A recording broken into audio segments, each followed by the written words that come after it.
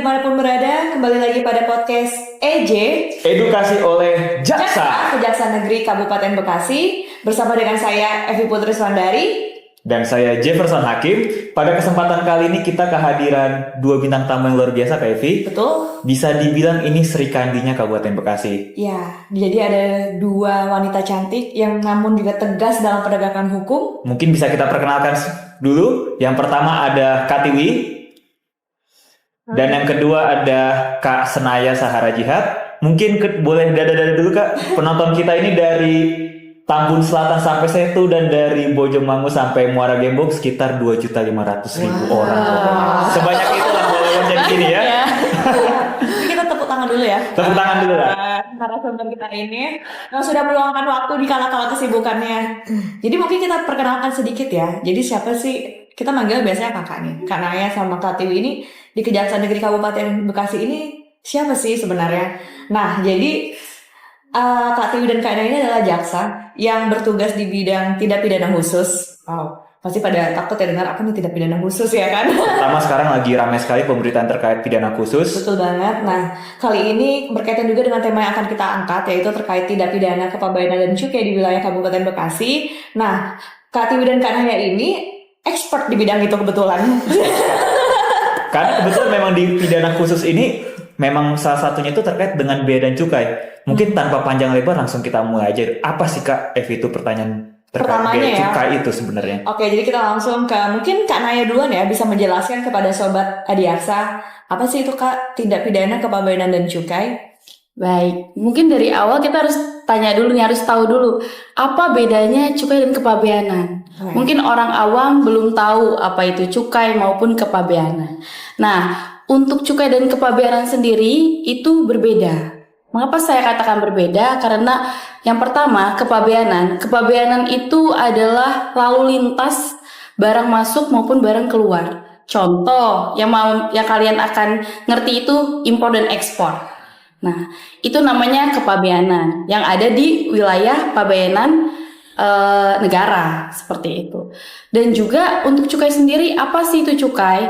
Nah, untuk cukai sendiri, cukai adalah untuk pengawasan barang yang diedarkan di suatu negara. Kenapa perlu diawasi? Kenapa harus ada pengendalian dari barang tersebut? Karena mungkin barangnya itu membahayakan. Contohnya rokok. Contohnya lagi alkohol, minuman beralkohol. Jadi bisa terlihat ya antara kepabeanan dan cukai itu berbeda. Oh, oke. Jadi tadi kalau untuk cukai itu untuk menguasai peredaran barangnya ya? Iya, peredaran barang yang ada dalam negeri. Kalau untuk kepabeanan tadi itu bisa impor dan ekspor.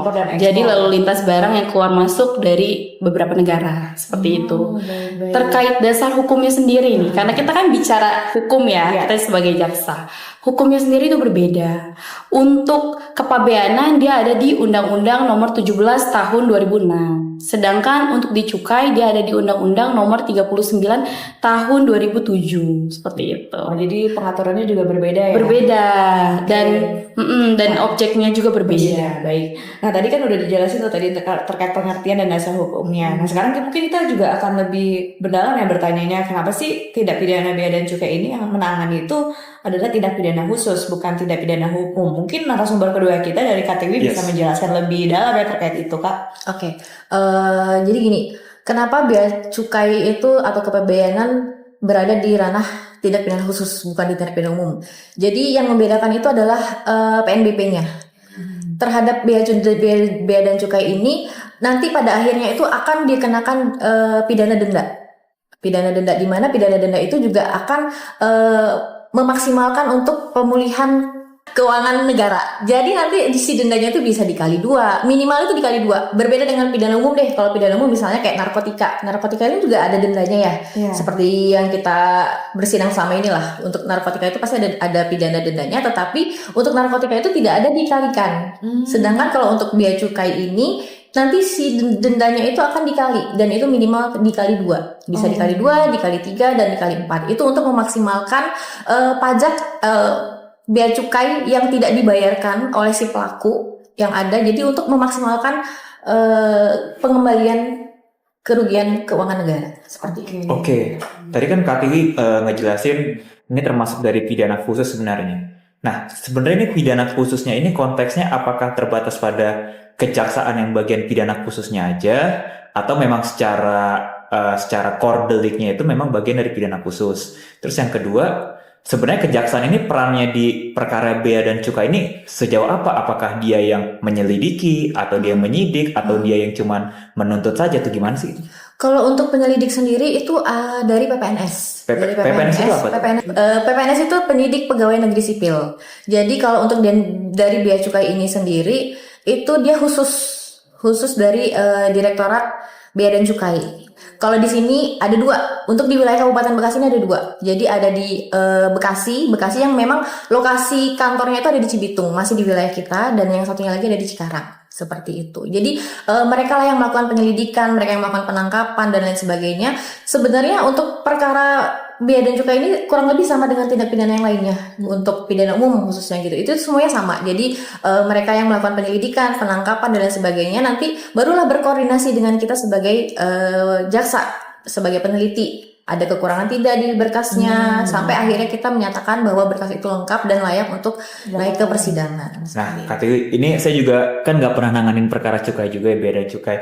Sebenarnya ketika kita sebagai jaksa yang nanti menerima berkas dari penyidik PPNS tadi yang dari bea cukai, apa sih Kak yang membedakan pada saat jaksa meneliti berkas tindak pidana umum yang biasa sama berkas tindak pidana bea dan cukai? Ada perbedaannya nggak tuh Kak dalam dalam pemberian petunjuk ataupun dalam jangka waktunya? Kalau untuk jangka waktu dan lain sebagainya itu semuanya sama. Semuanya sama. Selama pelakunya adalah dewasa itu semuanya sama, tidak ada bedanya. Kalau untuk petunjuk yang perlu digarisbawahi dari perkara bea dan cukai ini harus ada BAP dari ahli.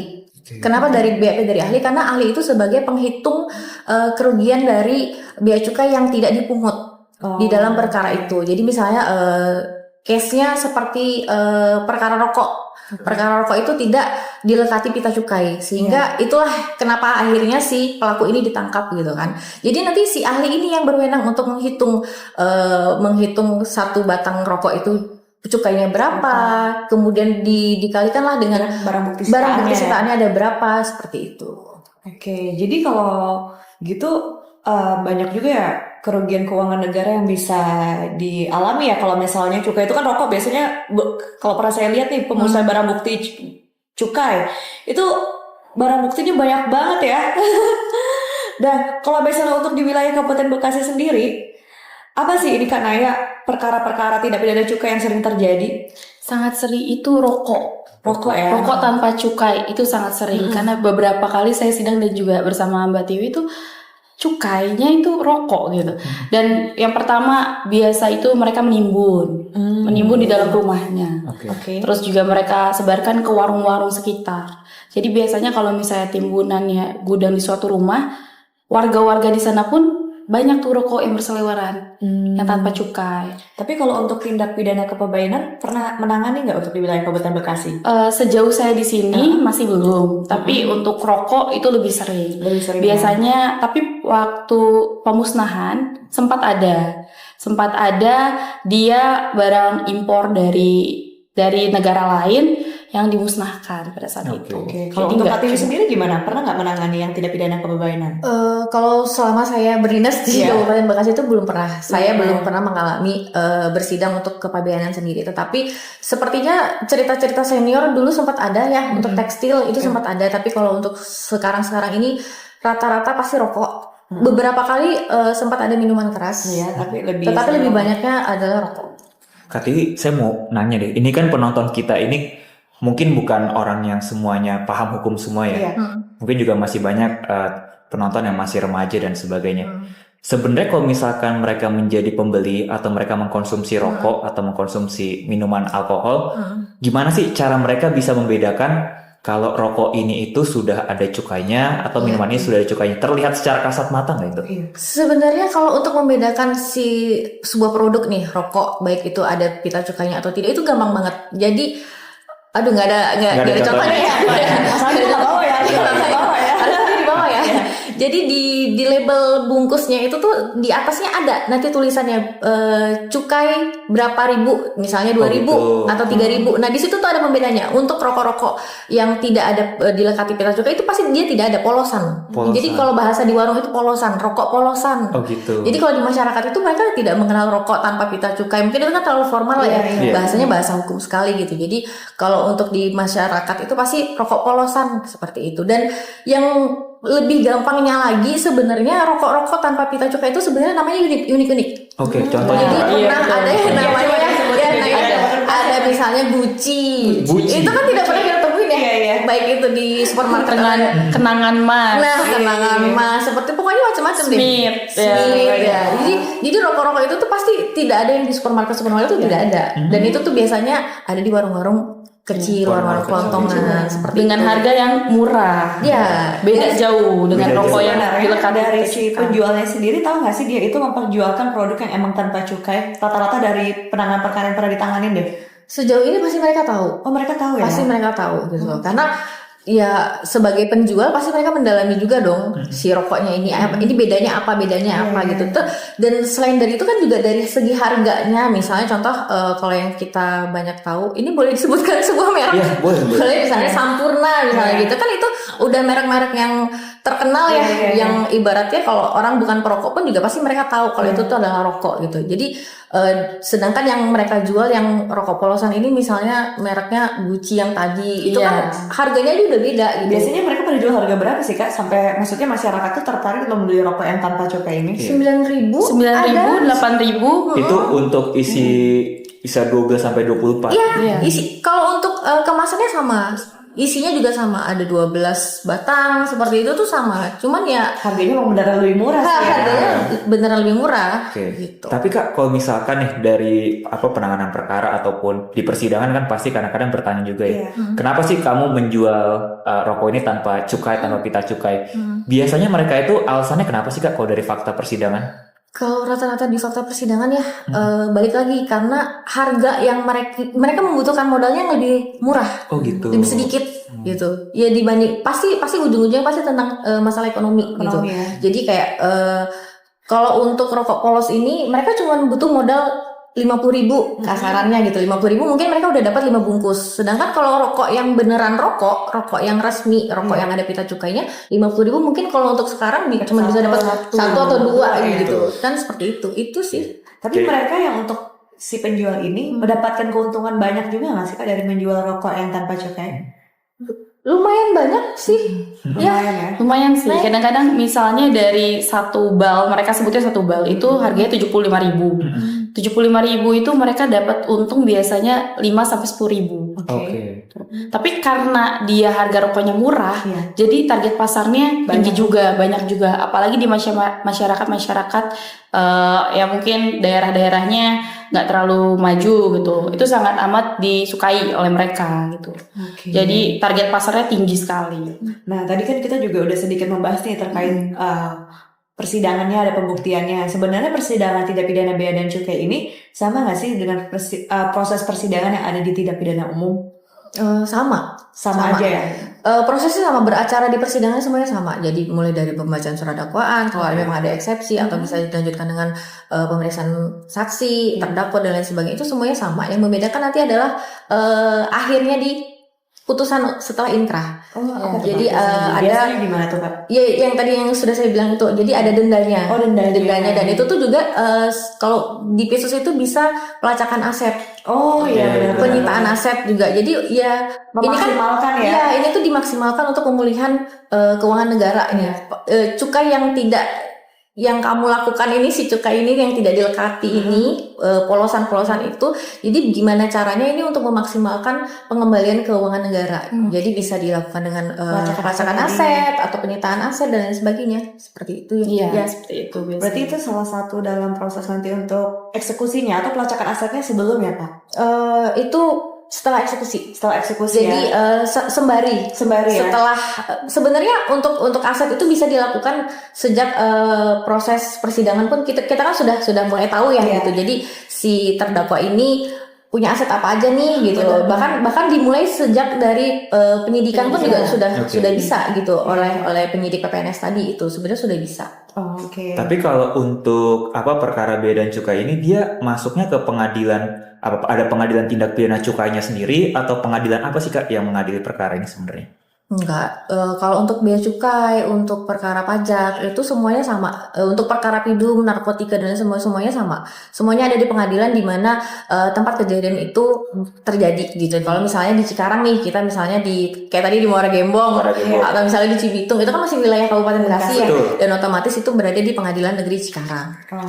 Soalnya kan kalau mungkin sepemahaman masyarakat kan, kalau misalnya ada perkara tipikor biasanya di Pengadilan Negeri Tipikor yang ada di Bandung kan. Kok yang tidak pidana cukai nggak masuk ke sana ya? Soalnya menangani juga tidak pidana khusus seperti itu sih Kak. Nah ini sih Kak Evi, saya sebenarnya ada pertanyaan terakhir nih buat jaksa-jaksa yang sudah berpengalaman yang pastinya Kak Evi ya. Ini sebenarnya kan kalau di kejaksaan ini sekarang lagi trennya itu adalah optimalisasi pemulihan kerugian negara Kak, atau mendapatkan PNBP yang sebesar-besarnya misalnya kayak gitu. Nah di sini strategi atau langkah-langkah yang dilakukan oleh jaksa di seksi tindak pidana khusus Kejari Kabupaten Bekasi ini dalam penanganan bea dan cukai ini gimana sih? Apa dari petunjuk? Coba cari dulu ini, siapa tahu masih ada rokok-rokok lainnya atau hitung ahli yang lebih kompeten. Itu langkah-langkahnya seperti apa sih Kak dalam optimalisasi ini? Oke, kalau untuk pengoptimalisasian PNBP ya gitu. Jadi memang kita pasti pada saat masih bolak-baliknya berkas perkara antara peneliti dengan penyidik, pasti kan kita juga mempertanyakan nih. Jadi si tersangka ini punya aset apa aja gitu loh. Kita juga mempertimbangkan dari denda, penghitungan dari ahli itu dendanya berapa. Misalnya totalnya 500 juta sekian. Pokoknya ahli lah yang menghitung gitu kan 500 juta. Nanti ini kan kita sudah ada gambaran nih sebagai jaksa yang memang sudah beberapa kali menangani perkara bea cukai ya. Jadi kita sudah ada gambaran. Oh, ini kemungkinan nanti dendanya bisa dikali 2, dikali 3. Berarti kan otomatis kalau misalnya dikali 2 dari 500 juta kurang lebih 1 miliar misalnya kayak gitu. Jadi pasti kita memaksimalkan ini si tersangka ini punya apa aja. Jadi apakah dia punya aset berupa kendaraan atau rumah atau dan lain sebagainya. Jadi kalau memang ada itu pasti akan dilakukan penyitaan langsung pada saat proses penyidikan sejak dari situ. Oke, mungkin kita balik sedikit ke awal ya. Tadi belum kita jelasin dikit. Jadi sebenarnya larangan dalam tidak pidana cukai ini untuk para pelaku nih apa nih? Selain mengedarkan mungkin atau menjual, ada lagi nggak kategori-kategorinya? Mengedarkan, menjual, selain itu juga menimbun. Menimbun ya tadi ya? Memperoleh juga termasuk ya? Jadi pada saat kemungkinan itu biasanya banyak nih penjual biasanya kan dari pabrik. Pabrik itu dia mau menjual ke agen-agennya. Bisa juga ada case di mana dia lagi di pabriknya nih mau memperoleh. Mau diambil, itu dengan cara dia memperoleh itu udah masuk juga. Biasanya di pasal 54 ya Mbak. Pasal 54 cukai Undang-Undang Nomor 39 tahun 2007 ya gitu. Terus juga memiliki, itu udah pasti kalau memiliki itu sih. Juga iya. Bisa dilihat di pasal 54 ya lebih tepatnya unsur-unsurnya apa aja. 5456 ya. 5456 sih biasanya yang di Kabupaten Bekasi itu antara itu aja pasal 54, pasal 56 memperoleh, menguasai satu orang atau ada lebih dari satu orang pelaku yang ditangani biasanya? Satu orang pernah, dua orang pernah. Iya, macam-macam ya. Beda case, beda cerita. Beda-beda. Tapi kita belum nanya Kak, sebenarnya dari kasus yang udah pernah ditangani dari Katiwi atau Kak Senaya, paling banyak nih berapa botol minuman keras atau berapa batang rokok yang pernah ditangani perkara dan ya ini melanggar undang-undang cukai, atau bisa disampaikan ke penonton biar wah ternyata Pitsus Kejari Kabupaten Bekasi itu banyak juga perkara cukainya yang dituntut gitu. Iya. Selama saya di sini, yang paling banyak itu bisa sampai 1 juta batang. 1 juta batang? 1 juta batang. 1.600.000 batang. Itu Cikarang. Itu Cikarang. Berapa PT atau perorangan? Perorangan. 1 juta Kak? Iya, 1 juta batang. Jadi 1 juta batang itu benar-benar yang batangan hitung ada 1 juta. Jadi bukan yang bungkus-bungkusan, ini 1 juta batang hitungannya. Wow. Gitu, iya. Itu apa? Itu pas menangani perkara itu ada kesulitannya nggak tuh Kak? Atau sama aja sebenarnya? Sebenarnya sih sama aja ya. Paling kesulitannya nanti pada saat untuk si barang buktinya. Pemusnahan ya pemusnahannya itu pada saat proses eksekusinya Penyimpanannya. sih nanti ya untuk barang buktinya, karena kan 1 juta batang banyak. Banyak. mungkin satu makan ini juga Penuh kan? Iya, kan ya. Gitu. Itu aja sih palingan ya. Tergantung koordinasi kita sama bea cukainya itu sendiri nanti, misalnya untuk terkait penyimpanan barang bukti atau nanti pemusnahan barang bukti apakah bisa dilakukan di kejaksaan atau di bea cukai, bisa penitipan pemusnahan, bisa penitipan barang bukti.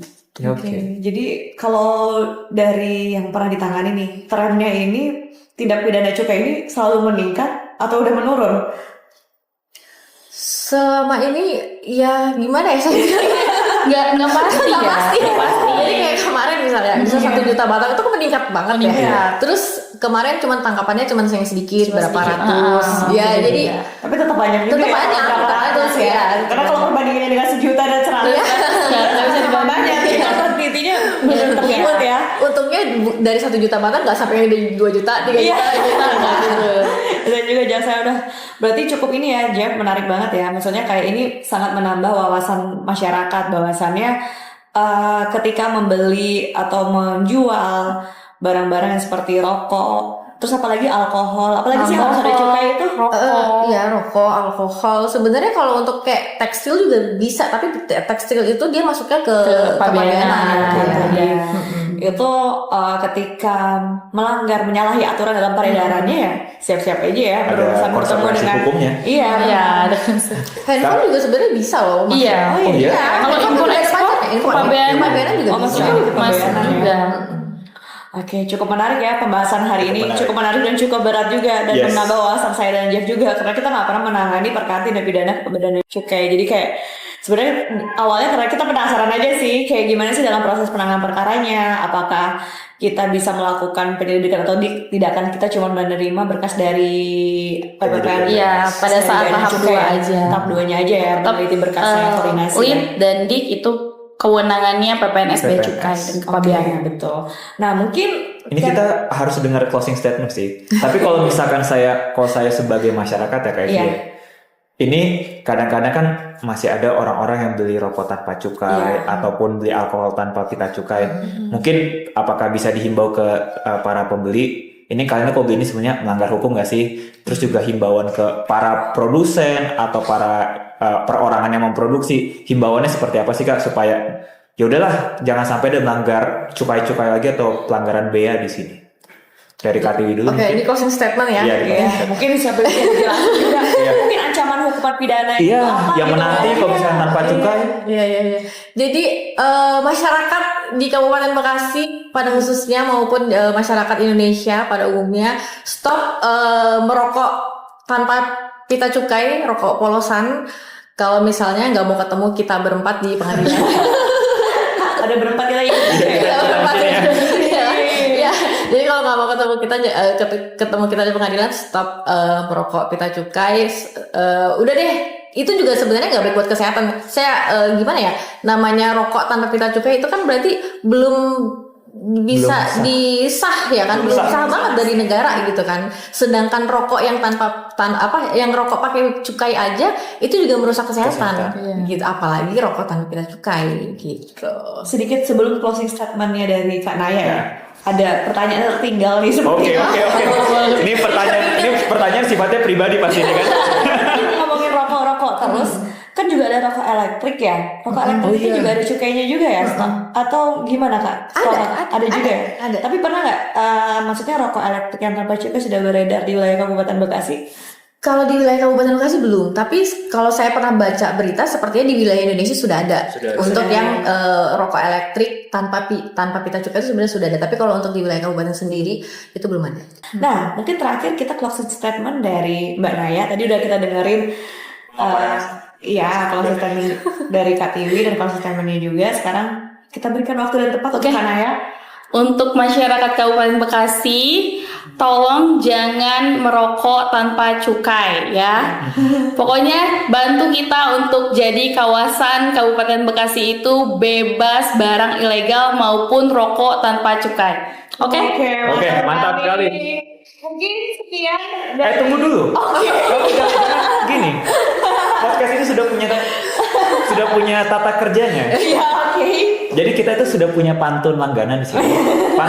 Pantunnya diperbarui setiap podcast. Iya. Oke. Oh, ada pantun baru lagi. Pantun baru Tapi lagi. kita nggak disuruh pantun kan? Enggak. Kita harus siapin. Kita Enggak. cuma merespon aja.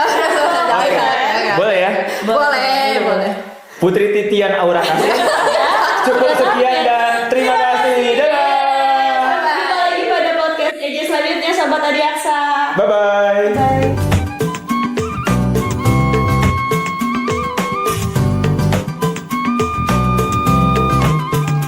Kejar di Kabupaten Bekasi.